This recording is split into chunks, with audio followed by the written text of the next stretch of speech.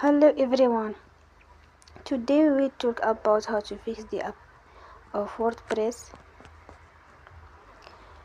We will go to settings,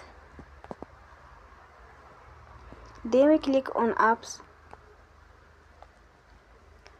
After that you will search up the app WordPress and you will click. Then we will on for stop. After that you will go to storage. Then we click on clear cache.